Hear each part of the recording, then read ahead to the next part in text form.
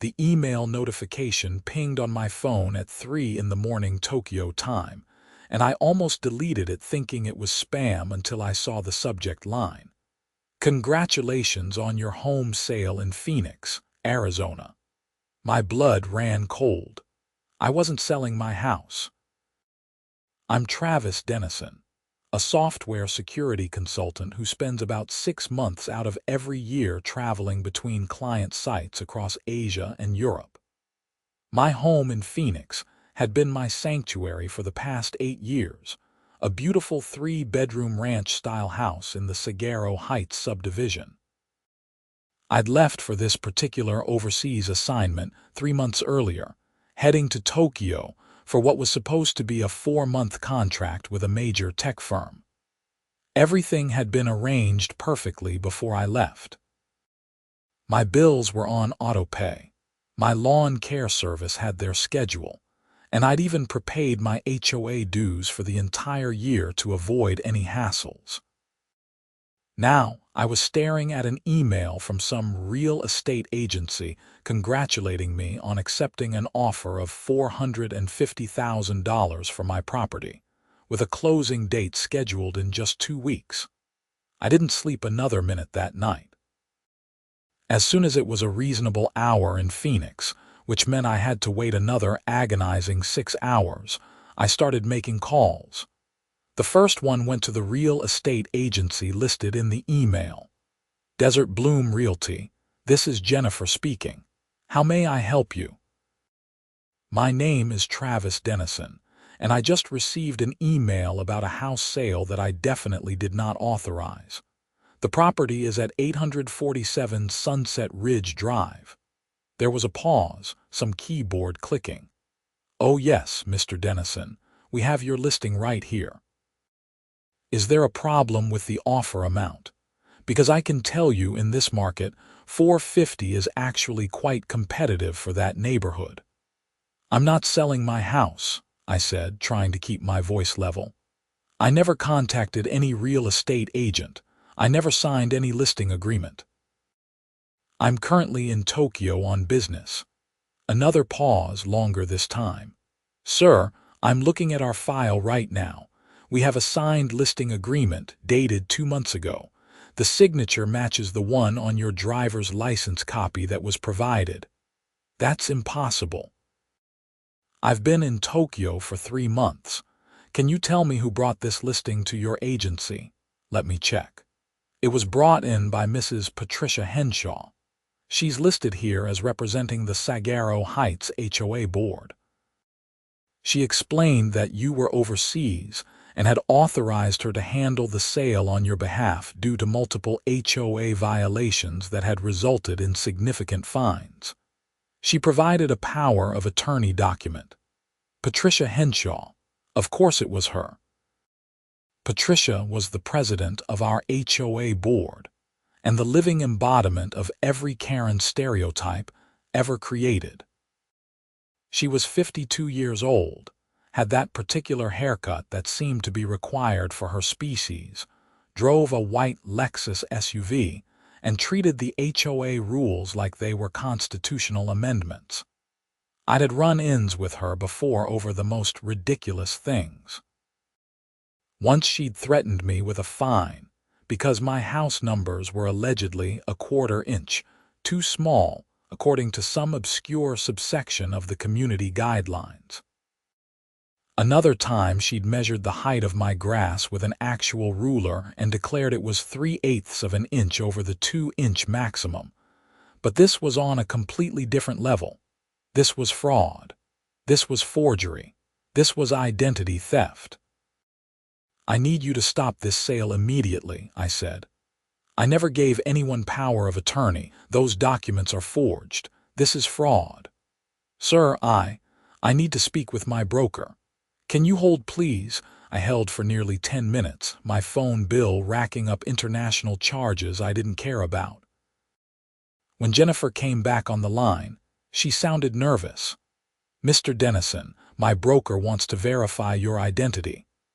Can you provide your driver's license number, the last 4 digits of your social security number, and your mother's maiden name? I rattled off the information. Another hold period. Mr. Dennison, we're going to need to put this sale on hold pending investigation. This is extremely serious. My broker is suggesting you contact the police immediately. We're also going to need you to come in and provide proof of identity in person. I'm in Tokyo. I can't just fly back immediately. I have a contract here. Sir, with all due respect, someone is trying to steal your house. You might want to make this a priority. She was right, of course. I spent the rest of that day making calls. I contacted my bank and put alerts on all my accounts. I called the title company listed in the documents and informed them the sale was fraudulent. I contacted the Phoenix Police Department and filed a report, though the officer I spoke with sounded skeptical about the whole thing until I sent him copies of my passport stamps and my current location verification. Then I called my neighbor Marcus, one of the few people on my street who wasn't drinking the HOA Kool-Aid. Travis, how's Tokyo treating you? Marcus, I need you to do me a huge favor. Can you go look at my house and tell me if anything looks different? Sure, man. Give me 5 minutes. I waited, pacing around my small Tokyo apartment, watching the morning sun rise over the city while my world back in Phoenix was apparently crumbling. Marcus came back on the line, and he sounded upset. Dude, there's a for sale sign in your front yard. Big professional one from Desert Bloom Realty, and there's a lockbox on your front door. They changed my locks, looks like it. This is insane. What's going on? I explained the situation. Marcus let out a low whistle. Patricia Henshaw is behind this. Man, I knew she was crazy, but this is criminal. I need you to document everything. Take photos, videos, timestamps, everything. This is going to court. On it. You need me to call anyone else? Yeah, actually. Can you get me the contact information for the other HOA board members? I want to know if they were in on this, or if Patricia went rogue. Marcus texted me the information within an hour. The Sagaro Heights HOA board consisted of 5 members. Patricia Henshaw as president, Robert Chen as vice president, Dorothy Mills as secretary, Frank Armstrong as treasurer, and Yolanda Rodriguez as member-at-large. I started with Robert Chen, figuring the vice president would have to know about something this major. Mr. Chen, this is Travis Dennison. I live at 847 Sunset Ridge Drive. Oh, Mr. Dennison. Yes, Patricia mentioned you were selling your property. She said you'd accumulated quite a lot of violation fees. Mr. Chen, I'm not selling my property. I never authorized any sale. Patricia Henshaw has forged documents and is attempting to commit real estate fraud. Silence. Then, I'm sorry, what? I'm in Tokyo. I've been here for 3 months. I never signed any listing agreement, never gave anyone power of attorney, and never authorized any sale. This is fraud, and I've already filed a police report. Mr. Dennison, Patricia showed us the power of attorney document. She said you'd contacted her because you were behind on your HOA dues and wanted to sell rather than deal with the accumulated fines. I prepaid my HOA dues for the entire year before I left, and I've never been in violation of anything legitimate. Patricia has been harassing me for years over made-up infractions. I could hear Mr. Chen's breathing change. Mr. Dennison, if what you're saying is true, the board had no knowledge of this. Patricia handles a lot of the day-to-day operations herself. She told us this was all legitimate. I need you to call an emergency board meeting. I need this documented, and I need to know exactly what Patricia has been telling people. I'll make some calls. Mr. Dennison, I'm very sorry about this. If Patricia has been acting fraudulently, the board will take immediate action. Over the next 24 hours, I learned the full scope of what Patricia had done. She'd created an entire fictional narrative around my property. According to her story, I'd accumulated over $30,000 in HOA fines for various violations ranging from paint color infractions to landscaping issues to noise complaints. None of it was real. She'd fabricated violation notices, created fake fine schedules, and even drafted official-looking letters from the HOA's attorney threatening to place a lien on my property. She then approached me, according to her version of events, with an offer to help me sell the house quickly to avoid the lien and potential foreclosure. She claimed I'd given her power of attorney to handle the sale while I was overseas, with the understanding that the HOA fines would be paid from the proceeds of the sale. It was elaborate, detailed, and completely fabricated. The other board members, once they started digging, were horrified. Dorothy Mills, the secretary, discovered that Patricia had been creating false minutes from board meetings that never happened, documenting violations that were never discussed. Frank Armstrong found discrepancies in the HOA's financial records, where Patricia had apparently been planning to pocket a significant administrative fee from my home sale. I hired a lawyer in Phoenix, a sharp woman named Rachel Morrison, who specialized in real estate fraud. She was expensive, but she was good.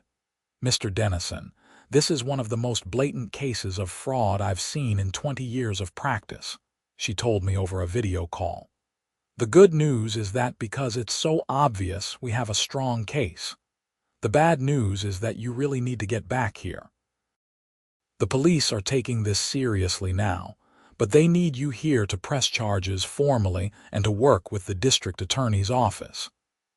I broke my contract in Tokyo, paying a substantial penalty, and booked the next flight back to Phoenix. The 14-hour journey gave me plenty of time to think about everything that had happened, and to get angrier with each passing hour.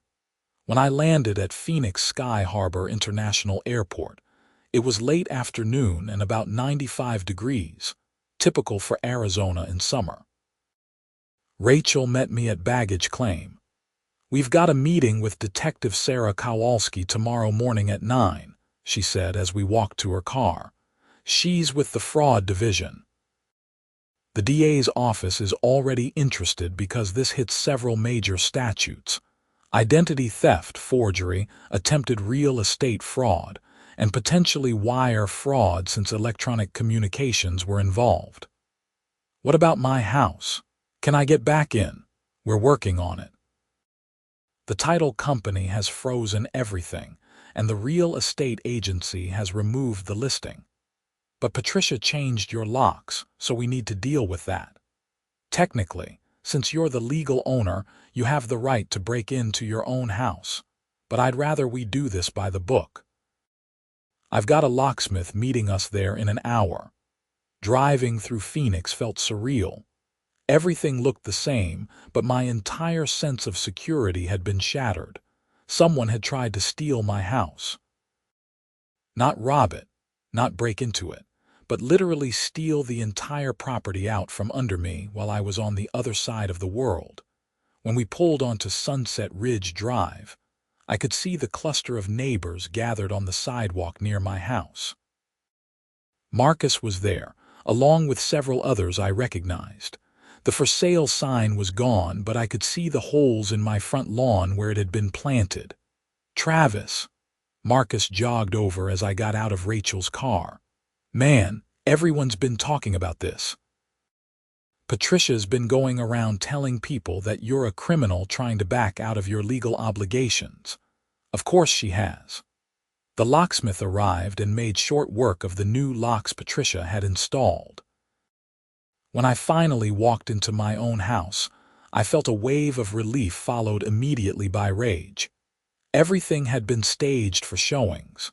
My personal photos were gone, replaced with generic art prints. My furniture had been rearranged.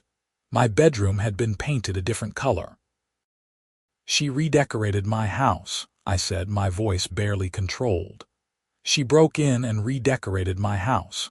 Rachel was taking photos of everything with her phone. This is good. This is all evidence. This shows intent and planning. She didn't just forge some documents. She went to significant effort to make this fraud succeed. I walked through each room, cataloging the changes.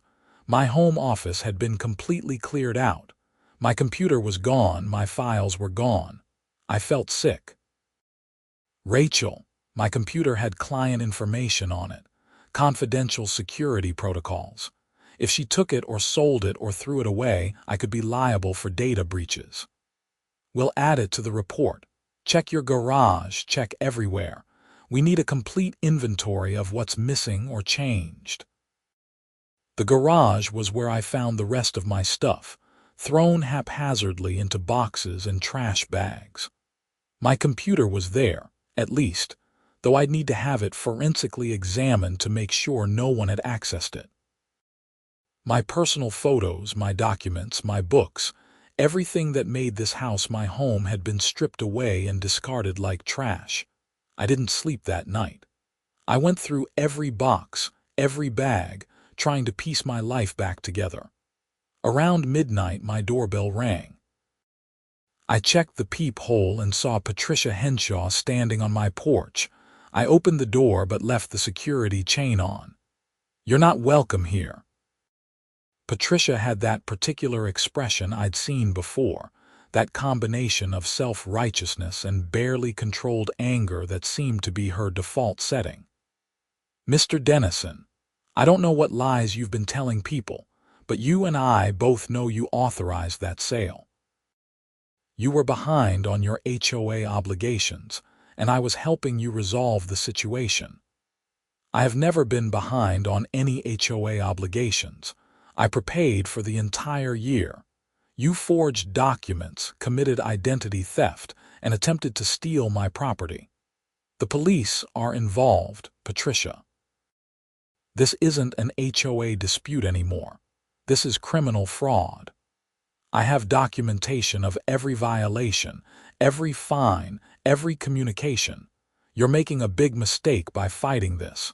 The HOA has legal rights to enforce our covenants. Show me one legitimate violation. Show me one actual fine that was properly assessed according to HOA procedures. You can't, because none of it exists. You made it all up." Her face flushed red. "Your lawn was 3/8 of an inch too tall on April 15th. Your garbage cans were visible from the street on April 22nd. Your house numbers don't meet the size requirements in Section 14, subsection C of the Community Guidelines. Your exterior light fixture is the wrong shade of bronze as specified in the architectural standards. You've been in constant violation since you moved in, and you've shown nothing but contempt for this community's standards. I was in Tokyo on April 15th and 22nd. I have passport stamps proving it. Every alleged violation you just listed is either made up or so petty that it wouldn't hold up in any legitimate HOA hearing. And none of that, even if it were true, would give you the right to forge my signature and try to sell my house. You're going to regret this," she said, her voice dropping to something that almost sounded like a threat. "This community has standards, and people who don't respect those standards don't belong here. Are you threatening me?" "Because my lawyer and I are documenting everything, and threatening a fraud victim is not going to help your case." She turned and walked away, her heels clicking on my porch steps. I closed the door and immediately called Rachel, leaving a voicemail about the interaction. The next morning, I was at the police station at 8:30, wanting to be early. Detective Sarah Kowalski turned out to be a woman in her mid-40s with sharp eyes and a no-nonsense demeanor. Rachel and I spent 2 hours going through everything. The timeline, the forged documents, the fake violations, the staging of my house, the missing items. "Mr. Dennison, I'm going to be honest with you," Detective Kowalski said. This is a slam dunk case. I've seen a lot of fraud attempts, and this one is almost comically obvious once you look at the details. The problem is that Mrs. Henshaw is claiming this is a civil HOA dispute, not a criminal matter. Her lawyer is already arguing that any documentation issues are simple mistakes, not intentional fraud. She forged my signature. She created fake power of attorney documents. She changed my locks and broke into my house. How is that not criminal? Oh, it absolutely is. I'm just telling you what her defense strategy is going to be. But we have enough here for multiple charges. I'm recommending to the DA that we pursue charges of forgery, identity theft, attempted real estate fraud, and breaking and entering. Possibly additional charges depending on what else we find. What happens next? We'll continue investigating. I need you to provide us with copies of all your documentation. Your passport with entry and exit stamps, your work contracts proving you were in Tokyo, your bank statements showing your HOA dues were paid, everything. We'll also need to do a forensic handwriting analysis on the forged signatures, though honestly, they're not even good forgeries. We'll interview the other HOA board members, the real estate agent, the title company, anyone who interacted with Mrs. Henshaw during this scheme. How long does this take? Could be a few weeks, could be a few months. Real estate fraud cases can move slowly. But in the meantime, you're back in your house, the sale has been stopped, and Mrs. Henshaw is on notice that she's being investigated. I'd recommend getting a restraining order to keep her away from your property. Rachel and I went straight from the police station to the courthouse and filed for a temporary restraining order. The judge granted it that same afternoon after reviewing the evidence. Patricia Henshaw was ordered to stay at least 100 yards away from me and my property. Over the next few days, the story spread through the neighborhood like wildfire. I'd expected some people to take Patricia's side, but the evidence was so overwhelming that even her usual supporters were backing away. The HOA board held an emergency meeting and voted 4-0, with Patricia abstaining under protest, to suspend her from all board duties pending the outcome of the investigation. Dorothy Mills, the secretary, came to my door 3 days after I'd returned. She looked embarrassed and upset. "Mr. Dennison, I wanted to apologize personally. I should have questioned Patricia more carefully when she brought all this up. I feel like I failed in my duties as a board member. Did you have any reason to think she was lying? Did she show you the forged documents?" "She did. They looked legitimate. She had your signature, or what we thought was your signature. She had the violation notices all properly formatted on HOA letterhead. She said she'd spoken with you multiple times via email. I never thought to verify it independently because, well, she's been board president for 6 years. We trusted her. What else has she been doing? Have you found other irregularities?" Dorothy glanced around, then lowered her voice. "Frank has been going through the financial records.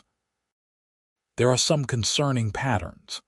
Nothing as blatant as what she tried with you, but there are several instances where homeowners were fined for violations that may not have actually occurred. The fines were always small enough that people just paid them rather than fight. We're talking about $100 here, $200 there, but it adds up. Over the past 6 years, we think she may have collected over $80,000 in questionable fines. Where did that money go? That's what Frank is trying to figure out. It should all be in the HOA accounts, but the records are complicated, and Patricia was the one who handled most of the bookkeeping. We've hired a forensic accountant to go through everything. This was getting bigger. What I'd thought was a personal vendetta against me was apparently part of a much longer pattern of abuse. The forensic accountant's report came back 2 weeks later, and it was damning. Patricia had been systematically embezzling from the HOA for years. She'd create fake violations, collect fines, and then skim money off the top by inflating expenses and creating phantom vendors. She'd bill the HOA for landscaping work that never happened, maintenance projects that were never done, legal consultations that never occurred. The total amount was over $120,000. My case, it turned out, was her biggest and boldest attempt yet. With real estate prices rising in Phoenix, she'd apparently decided that taking a commission on selling my house would be a much bigger payday than her usual small-scale embezzlement. The plan had been to pocket about $30,000 in fake HOA fines from the proceeds, plus she'd arranged a kickback with a corrupt real estate agent for another $10,000. The district attorney's office filed charges in early September, about 6 weeks after I'd returned from Tokyo. Patricia Henshaw was charged with 1 count of identity theft, 3 counts of forgery, 1 count of attempted real estate fraud, 1 count of breaking and entering, 1 count of grand theft, and 15 counts of embezzlement. The total potential prison time was over 20 years. Her arraignment was a circus.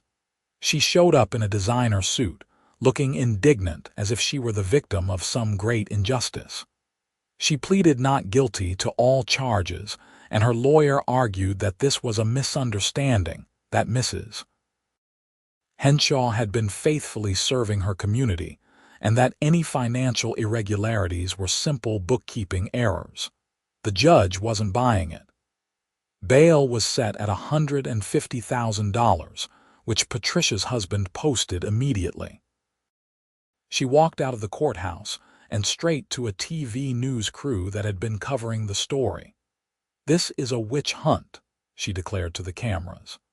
"I have dedicated 6 years of my life to maintaining the standards and property values of Sagaro Heights. Mr. Dennison has been a problem homeowner since day one, constantly flouting our community rules. Now he's trying to destroy my reputation because I held him accountable." I watched the news clip from my living room and felt my blood pressure rise. Rachel called me immediately. "Don't respond. Don't engage. Let her keep talking. Everything she says in public can be used against her in court, and she's making our case stronger every time she opens her mouth." The civil suits started piling up after the criminal charges were filed. I sued Patricia personally for damages, fraud, emotional distress, and the cost of repairing and restaging my house. The HOA sued her for embezzlement and breach of fiduciary duty. 3 other homeowners filed suit claiming they'd been victims of her fake violation schemes. Her insurance company declined to cover her, arguing that intentional fraud wasn't covered under her HOA board liability policy. The trial was scheduled for February, about 5 months after the charges were filed. The prosecution's case was methodical and devastating. They brought in handwriting experts who testified that the signatures on the power of attorney and listing agreement were obvious forgeries.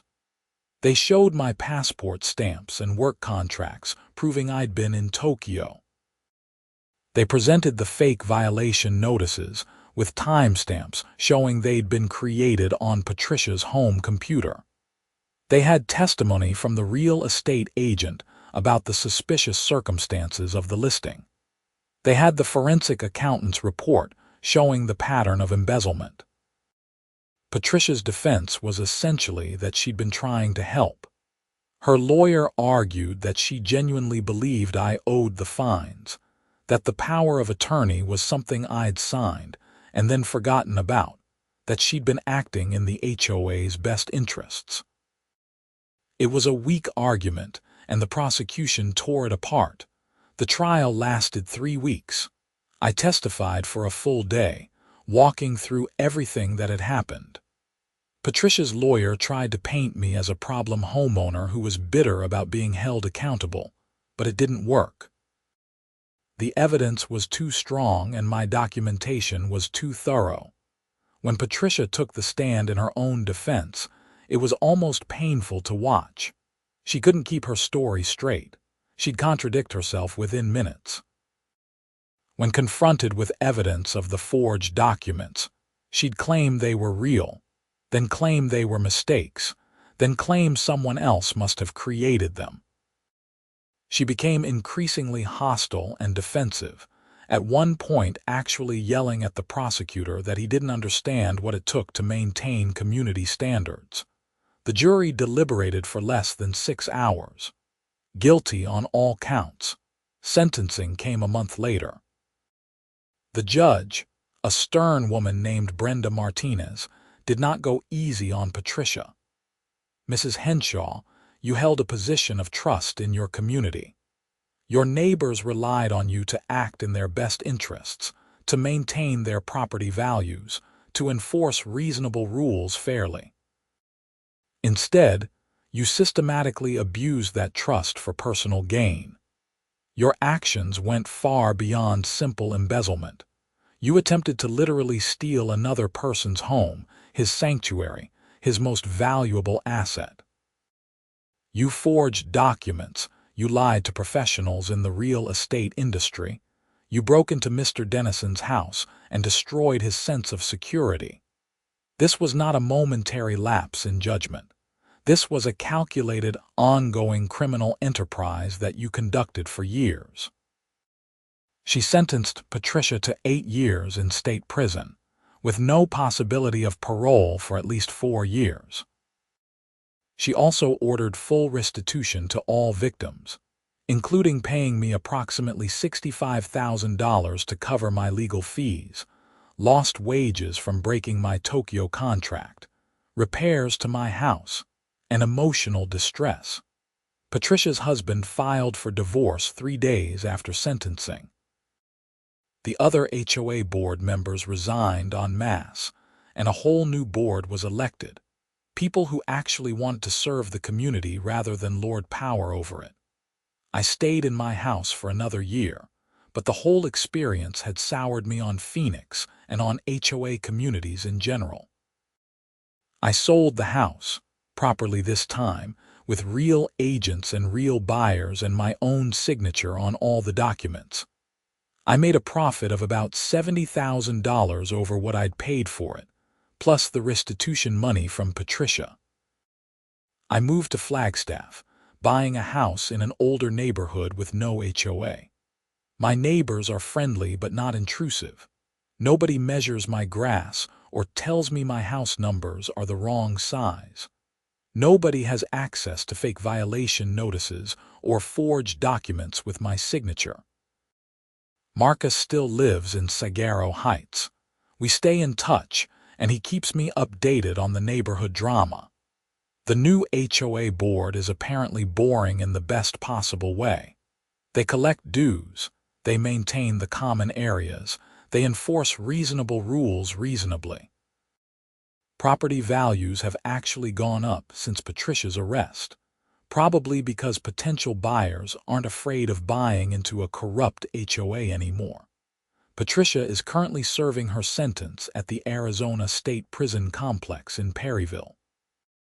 According to the last news article I read, she's been written up several times for trying to organize the other inmates and enforce her own rules about how the common areas should be maintained. Some people never learn. I still work as a security consultant, still travel internationally, but now I make sure someone I trust has legal access to check on my property and verify that nobody is trying to sell it out from under me. I've also become something of an advocate for HOA reform. I've testified before the Arizona State Legislature twice about the need for better oversight of HOA boards, stronger protections for homeowners, and criminal penalties for HOA fraud. The whole experience taught me a lot about the importance of documentation, about staying vigilant even when you think everything is handled, and about the dangers of giving petty tyrants even a small amount of power. Patricia Henshaw probably started with good intentions, wanting to maintain her neighborhood standards. But somewhere along the way, the power went to her head, and she convinced herself that the rules didn't apply to her, only to everyone else. Looking back now, almost 3 years after it all happened, I can see how the warning signs were there all along. The petty complaints about grass height and house numbers weren't just annoying personality quirks. They were tests, seeing how far she could push people, how much authority she could claim. When people paid the small fines without fighting, she got bolder. When the other board members trusted her without verifying, she got more creative. My case was supposed to be her masterpiece, her biggest score. Instead, it was the overreach that brought her entire scheme crashing down. I got a letter from her about 6 months ago. It arrived at my Flagstaff address, forwarded from my old Phoenix address. I almost threw it away without reading it, but curiosity got the better of me. It was surprisingly short. She claimed she'd found religion in prison and wanted to apologize for what she'd done. She said she'd been stressed, that being HOA president had been overwhelming, that she'd made terrible choices.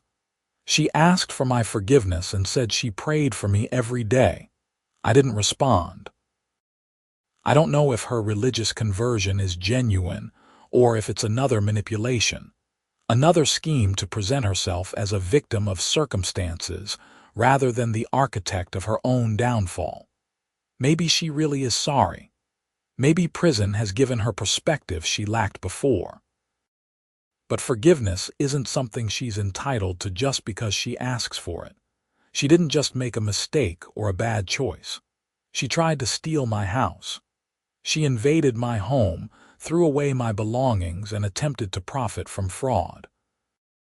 She did it carefully and deliberately, over a period of months, with detailed planning and forged documents. The legal system has dealt with her. She's serving her sentence, she's paid her restitution, and she'll have a felony record that follows her for the rest of her life.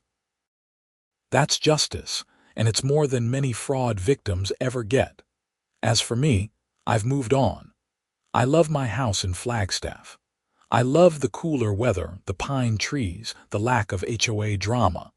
My neighbors wave when they see me but don't care if my grass is exactly 2 inches tall.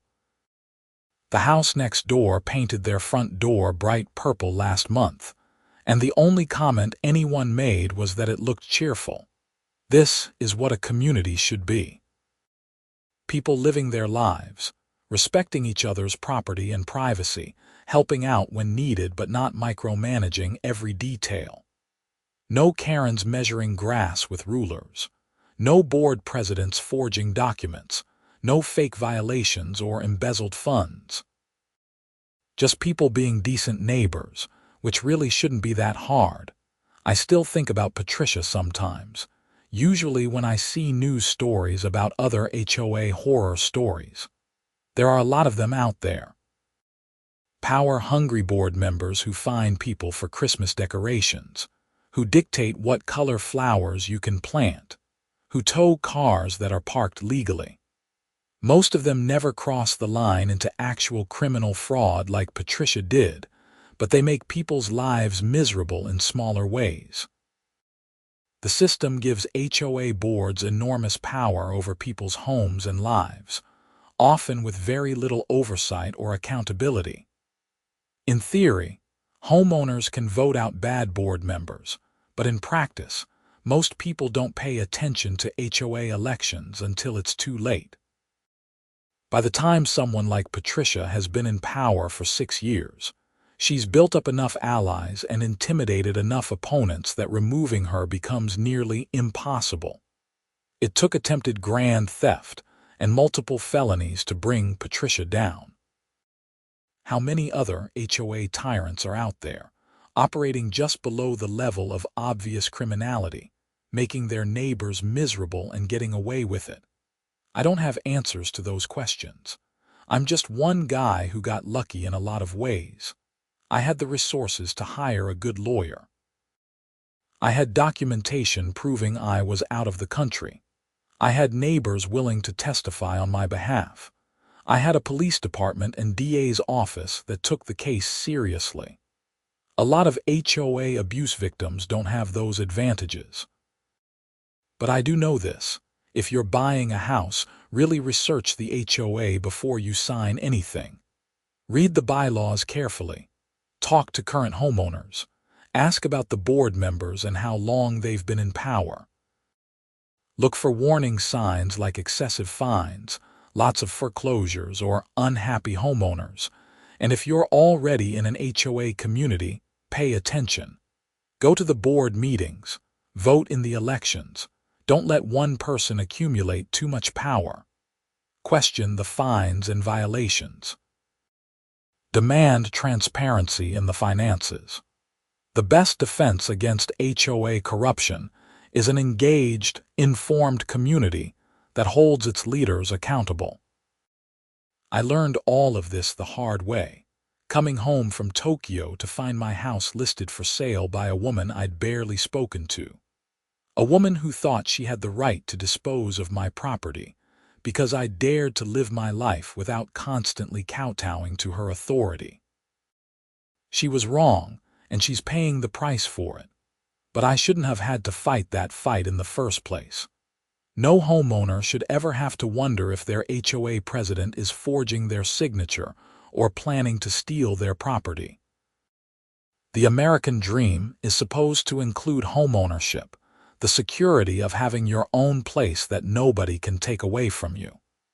HOAs are supposed to protect property values and maintain community standards.